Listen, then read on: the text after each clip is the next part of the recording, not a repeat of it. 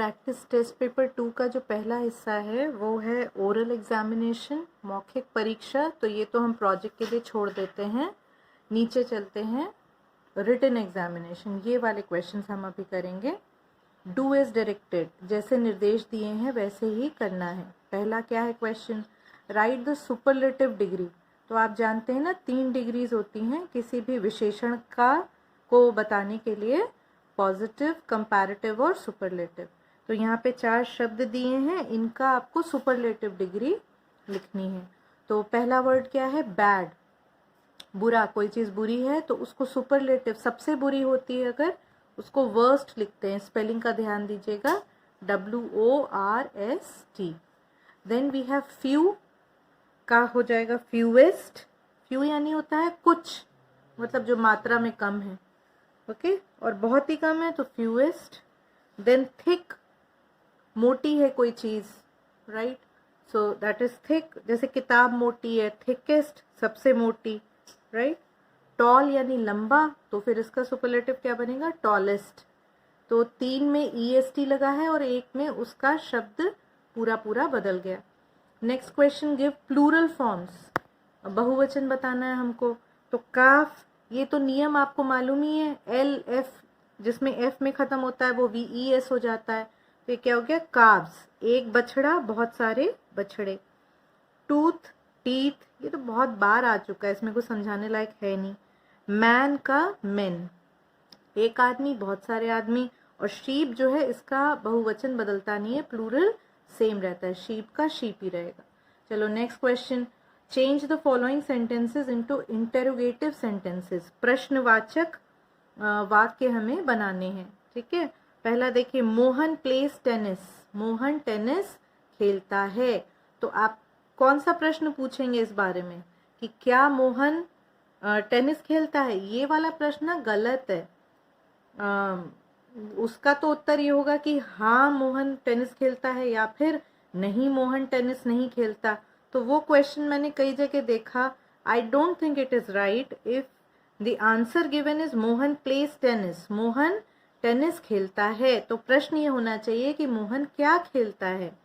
That is why I have written what does Mohan play, ये आएगा, ठीक है। येस और नो वाला आंसर नहीं है। अगर इस आंसर में पहले यस या नो लगा होता तो आप प्रश्न पूछ सकते थे, डज मोहन प्ले टेनिस, पर ये तो येस और नो वाला नहीं है ना, सीधा सीधा सेंटेंस दिया हुआ है, इसलिए इसका क्वेश्चन बनेगा व्हाट डज मोहन प्ले। अगला क्वेश्चन क्या है, Ashok will go to market today, Ashok आज मार्केट जाएगा।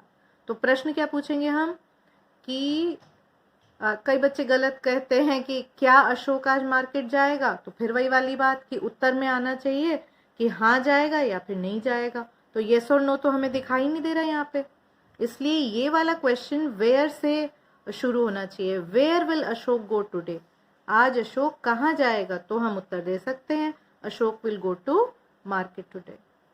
Fourth one, you have to change the following sentences into negative sentence. Ravi goes to school, Ravi school जाता है। अब इसका नेगेटिव बनाना है तो इसमें नकारात्मक बनाने के लिए हम नॉट जोड़ देंगे। Ravi does not go to school. ये ध्यान रखना कि जहाँ डज आ गया वहाँ गोज में से ES हट जाएगा, है ना। ये बहुत सिंपल है कि 2 क्रियाएं हम एक साथ क्यों लिखेंगे। डज ये भी एक वर्ब है और गो ये भी एक वर्ब है, तो पहले हमने डज में ES लगा दिया ना, तो गो में मत लगाइए। Ravi does not go to school. Next sentence is she is singing a song, वह गाना गा रही है, वह एक गाना गा रही है। तो इसका हम उत्तर लिखेंगे she is not singing a song, वह एक गाना नहीं गा रही है, simple. Combine the following sentences using appropriate conjunctions. ये हमने कई बार किया है, बट, एंड, और। ये 3 शब्द क्या हैं, अगर विपरीत अर्थ वाले 2 वाक्य जोड़ने हैं तो बट आ जाएगा, समान अर्थ वाले जोड़ने हैं एंड लिख देंगे, और अगर वो शर्त वाले हैं, मतलब ऐसा करो नहीं तो ऐसा हो जाएगा, उसमें और जुड़ता है, ठीक है। अब देखो ये पहला जो कॉम्बिनेशन है इसमें 2 वाक्य दिए हैं, ही इज स्लो, वह धीमा है ना, कोई काम करने में धीमा है। और दूसरा वाक्य क्या है, he is sure to win, वह निश्चित तौर से जीत जाएगा। तो ये तो विचित्र बात हो गई ना कि अगर वो एक किसी खेल में धीमा है तो फिर वो कैसे जीतेगा, लेकिन फिर भी ऐसा कहा जा रहा है। तो ये क्योंकि विरोध वाले दो वाक्य हैं इसलिए हम इसमें क्या लगाएंगे, बट, है ना। यहाँ एरो लगा के आप देखिए ऊपर मैंने लिखा है he is slow but sure to win. Second देखते हैं, मैन डिस्कवर्ड फायर, मनुष्य ने आग की खोज करी, डिस्कवर करना, खोजना। और दूसरा वाक्य क्या लिखा है, ही लर्न टू कुक, उसने खाना बनाना सीखा। अब ये दो जो वाक्य हैं ये एक ही दिशा में जा रहे हैं भाई, एक का होना दूसरे पे निर्भर कर रहा है। यानी जब उसने आग को खोज लिया तो खाना बनाना भी सीख लिया, तो दोनों एक ही दिशा में चले गए वाक्य। हम इसमें एंड लगाएंगे, man discovered fire and learn to cook. आप ध्यान दे रहे हैं, फिर से उसका प्रोनाउन हम उसमें नहीं जोड़ रहे हैं, ही उस दोबारा नहीं आया वाक्य में। Tick the correct preposition to complete the sentence. Do not agree, और उन्होंने 3 आपको ऑप्शन दिए हैं, अबाउट, विद या टू हिज प्रपोजल। प्रपोजल का क्या अर्थ होता है, प्रस्ताव। तो वाक्य ये आ रहा है कि उसके प्रस्ताव से सहमत मत होना, तो इसमें सही प्रिपोजिशन है to. Next sentences, mister Das was late for his work dash an hour, 1 घंटे से मिस्टर दास अपने काम के लिए लेट थे, देर से आए। तो इसमें आएगा बाई। समय में आमतौर पे बाई या सिंस 2 ही इस्तेमाल होते हैं। चलिए 2 का ए, मैच द फॉलोइंग वर्ड्स, 2 हैं। आपके लिए मैंने इसके हिंदी के अर्थ भी लिख दिए हैं, ठीक। तो इसके विपरीत अर्थ हमको लिखने हैं। तो पहले ये शब्द देख लेते हैं, लाइट यानी हल्का, फॉल गिरना, स्लीप सोना, और इमेजिनरी यानी काल्पनिक, जो वास्तव में नहीं है उसको इमेजिनरी कहते हैं। अब बी कॉलम वाले शब्द देखते हैं, राइज यानी उठना, अवेक जागना, रियल वास्तविक, और हैवी यानी भारी। तो जैसा कि आप समझ सकते हैं, अभी तक आप को आदत पड़ भी गई होगी कि क्रिस क्रॉस नहीं करना है, साफ साफ लिख देना है मैचिंग। तो 1 का डी, लाइट का उल्टा क्या होगा, हैवी, हल्के का उल्टा भारी, है ना। फॉल का उल्टा होगा राइज, स्लीप का उल्टा होगा अवेक, और इमेजिनरी का रियल। इस तरह से हमारे सारे कॉलम्स मैच हो गए। राइट द होमोफोन, और एक जैसी ध्वनि वाले तुकांत वाले लिखने हैं। तो स्टील का स्टील, लेकिन स्पेलिंग अलग हो गई, है ना। इसका अर्थ होता है चुराना, राइट। जो बुक में दिया है स्टील, वो तो एक धातु है, और जो मैंने आपको लिख के बताया वो एक क्रिया है, चुराना। नो का नो, ये हम पहले भी कर चुके हैं, मैं इस पर टाइम नहीं लगा रही। Right the rhyming words, rhyming words आपको लिखने हैं। Following words, funny, Sunny, bound, round. आप ध्यान दे रहे हैं, केवल पहला वाला जो अल्फाबेट होता है वही चेंज होता है, बाकी स्पेलिंग वैसी रहती है। अब मग का क्या आया, हग, और लाइट का हो गया माइट, राइट। चलो क्वेश्चन आंसर्स ये तो सारे कराए जा चुके हैं। क्वेश्चन 4 भी कॉम्प्रिहेंशन था। 5 है, any 4 lines of a poem. तो ये तो ना आप अपने आप लिख लीजिएगा, जो कविता आपको अच्छी लगे उसकी 4 लाइनें आपको लिख देनी है। ये मैं आपको करा देती हूँ, read the following passage. Passage वाला हम लोग करते हैं। Kabir grew up in a Muslim family. ये जो पैसेज है ये कबीर दास जी के बारे में है ना। तो बहुत ही भक्ति काल के बहुत प्रसिद्ध कवि हुए हैं, ठीक है। कबीर के दोहे सभी लोग जानते हैं, तो उनके बारे में। तो कबीर जो थे वो एक मुस्लिम परिवार में पले बढ़े, ग्रू अप यानी पले बढ़े। ही लर्न संस्कृत एंड पर्शियन। उन्होंने 2 भाषाएं सीखी, एक थी संस्कृत और दूसरी थी फारसी। फारसी को इंग्लिश में क्या कहते हैं, Persian. He wrote many songs and poems. बहुत सारे उन्होंने गीत और कविताएं लिखी। His songs and poems tell us, तो इनके जितने भी गीत या कविताएं हैं वो हमें क्या बताते हैं, वो बताते हैं कि गॉड इज एवरीवेयर, हर जगह ईश्वर का वास है, ईश्वर सब जगह है। ऐसा नहीं है कि वो केवल किसी मंदिर में, मस्जिद में या गुरुद्वारे में है, हर जगह है। He taught everyone to love God. उन्होंने सिखाया, taught is the past tense of teach, तो कबीर ने सभी लोगों को सिखाया क्या करने के लिए, टू लव गॉड, कि सब ईश्वर से प्रेम करो। ही ऑलवेज सेड, वह हमेशा कहते थे, Kabir is the child of Allah and Ram. तो जो उनके अनुयायी थे ना, वो कई बार उनसे ये प्रश्न पूछते थे, या बाकी लोग भी पूछते थे कि भाई तुम हिंदू हो कि मुसलमान हो, तो वो ये कहते थे कि मैं तो दोनों का ही बच्चा हूँ, मैं अल्लाह का भी बच्चा हूँ, है ना, और राम का भी बच्चा हूँ, मतलब हिंदू मुस्लिम दोनों का हूँ। But this made both the Muslims and Hindus angry, लेकिन ये जो वक्तव्य था, ये जो बात वो बोला करते थे, इससे मुस्लिम और हिंदू दोनों ही जो कम्युनिटीज थी या समाज थे, मुसलमानों का समाज और हिंदुओं का समाज, ये दोनों ही एंग्री यानी गुस्सा हो गए कि ये क्या बात हुई, या तो तुम इसको चुनो या दूसरे को चुनो, तुम दोनों कैसे हो सकते हो। They took him to the emperor, वो उन्होंने क्या किया, कबीर को वो बादशाह के पास ले गए। The emperor also got angry, emperor को जब ये पता चला कि कबीर क्या बोल रहे हैं, तो वो भी गुस्सा हो गया, है ना, और गुस्सा होकर उसने क्या कहा, throw this man into the river, इस आदमी को नदी में फेंक दो। ठीक है, नदी में फेंक दो का मतलब ये कि इसे डुबा के मार डालो। He ordered the his soldiers, उसने अपने सैनिकों को आज्ञा दी। So the soldiers threw Kabir into the river, तो जैसा राजा बोलेगा वैसा ही सैनिक करते हैं, तो सैनिकों ने उसको रिवर में, नदी में फेंक दिया। But he did not die, लेकिन वह मरे नहीं। ठीक है, अब कई बच्चे जब इसका हिंदी रूपांतरण करते हैं, वह मरा नहीं, मतलब थोड़ा सा आदर देना चाहिए, विशेष रूप से जो बड़े लोग हैं या जो महान पुरुष हैं, है ना, तो बोलते समय ध्यान रखते हैं। तो लेकिन वह मरे नहीं। द सेकेंड टाइम, दूसरी बार, they tried to kill him.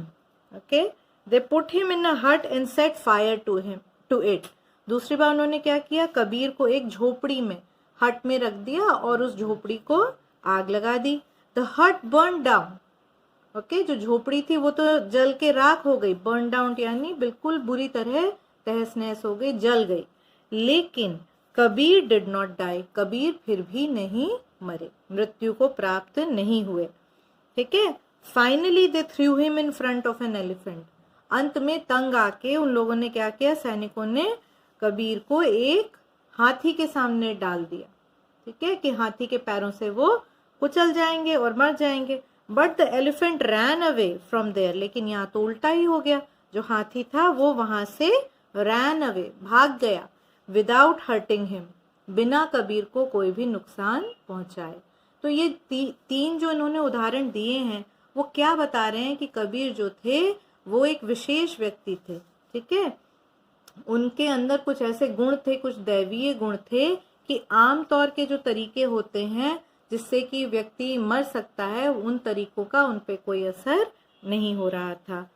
आगे बढ़ते हैं। When कबीर डाइड, लेकिन क्योंकि वो मनुष्य शरीर तो है ही, नश्वर है, कभी न कभी मृत्यु होगी, तो जब कबीर की मृत्यु हुई, अब क्या है ना, अब बिल्कुल ही उल्टा हो गया हिसाब, मतलब इस पैराग्राफ और इस पैराग्राफ के बीच में बहुत समय गुजर गया, और कबीर के जो अनुयायी थे वो मानने वाले मुस्लिम भी थे और हिंदू भी थे। तो जब कबीर की मृत्यु हुई, the Muslims wanted to bury his body, bury यानी दफनाना। ठीक है, अलग अलग धर्मों में लोग अलग तरीके से पार्थिव शरीर को या तो दफना देते हैं या जला देते हैं।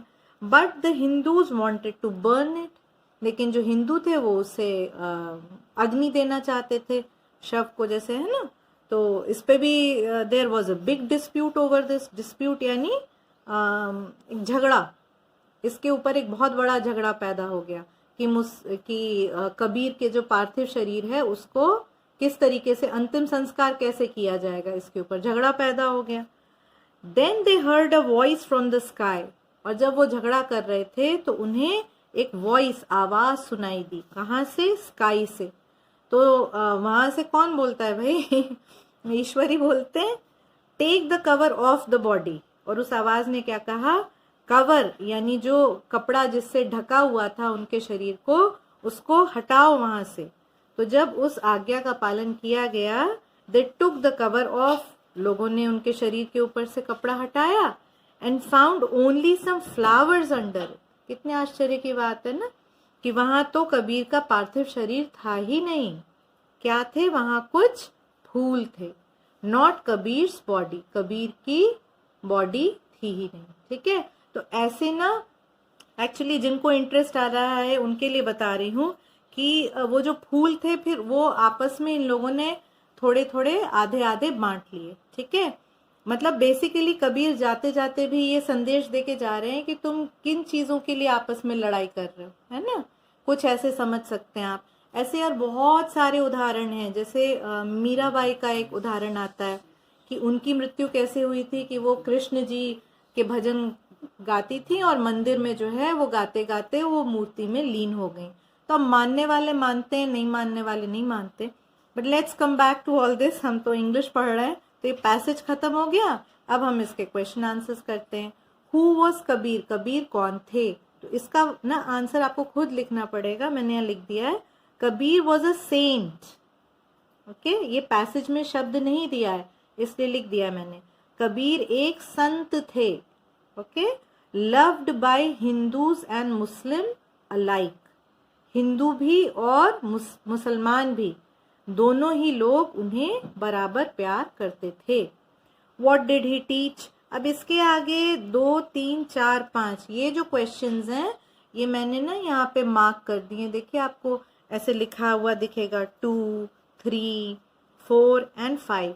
तो जो जो सेंटेंसेस मार्क्ड हैं वो उस प्रश्न का उत्तर है। अच्छा, बी क्या कह रहा है, से ट्रू और false. Kabir didn't learn Sanskrit, क्या ये बात सच है? गलत है। तो पहले वाक्य दूसरे वाक्य में आ रहा है ना, 2 भाषाएं सीखी थी, पर्शियन भी, तो this is false. The emperor ordered the soldiers to throw Kabir into the river, हाँ ये बात सही है, ट्रू लिख देंगे।